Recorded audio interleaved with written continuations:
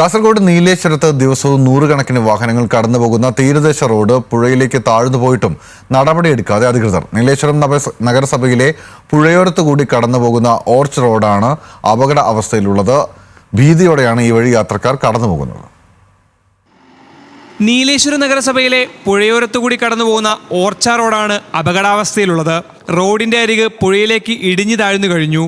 നേരത്തെ റോഡിന്റെ അരികുവശം ഇടിഞ്ഞ് വാഹനങ്ങൾ അപകടത്തിൽപ്പെട്ടതിനെ തുടർന്ന് പുഴയോട് ചേർന്ന റോഡ് ഭാഗം കോൺക്രീറ്റ് ചെയ്തിരുന്നു. നിയന്ത്രണം വിട്ട കാർ പുഴയിൽ വീണ് യുവാവ് മുങ്ങി മരിച്ചതിനെ തുടർന്ന് നഗരസഭ ഇടപെട്ട് പുഴയുടെ ഭാഗത്ത് സംരക്ഷണ വേലിയും നിർമ്മിച്ചിരുന്നു. ഈ സംരക്ഷണ വേലിക്കൊപ്പം കോൺക്രീറ്റ് ചെയ്ത റോഡടക്കമാണിപ്പോൾ പുഴയിലേക്ക് താഴ്ന്നു പോകുന്നത്. പുഴയുടെ അടിത്തട്ടിൽ നിന്ന് മണ്ണൊലിച്ചു പോകുന്നതാണ് റോഡിടിയാൻ കാരണമായി പറയുന്നത്. ദേശീയപാത നവീകരണത്തിന്റെ ഭാഗമായി നീലേശ്വരം പുഴയ്ക്ക് പുതിയ പാലം നിർമ്മിക്കുമ്പോൾ വെള്ളം കെട്ടിത്തടഞ്ഞതും പിന്നീട് മുന്നറിയിപ്പില്ലാതെ അശാസ്ത്രീയമായ രീതിയിൽ വെള്ളം തുറന്നുവിട്ടപ്പോൾ കുത്തൊഴുക്കിൽ പുഴയുടെ അടിത്തട്ടിൽ നിന്ന് മണൽപ്പൊഴി ഒഴുകിപ്പോയതുമാണ് റോഡരികിടിയാൻ കാരണമായി പറയുന്നത്. നഗരസഭയുടെ തീരപ്രദേശമായ കടിഞ്ഞിമൂല, പുറഞ്ഞക്കെ, തൈക്കടപുറം, അഴിത്തല പ്രദേശങ്ങളിലേക്ക് എളുപ്പത്തിലെത്തിച്ചേരാൻ ഓർച്ച റോഡാണ് ഉപയോഗിക്കുന്നത്. രാവിലെയും വൈകിട്ടും നിരവധി സ്കൂൾ ബസ്സുകൾ ഉൾപ്പെടെ കടന്നുപോകുന്ന റോഡ് കൂടിയാണിത്. ന്യൂസ് മലയാളം, കാസർഗോഡ്.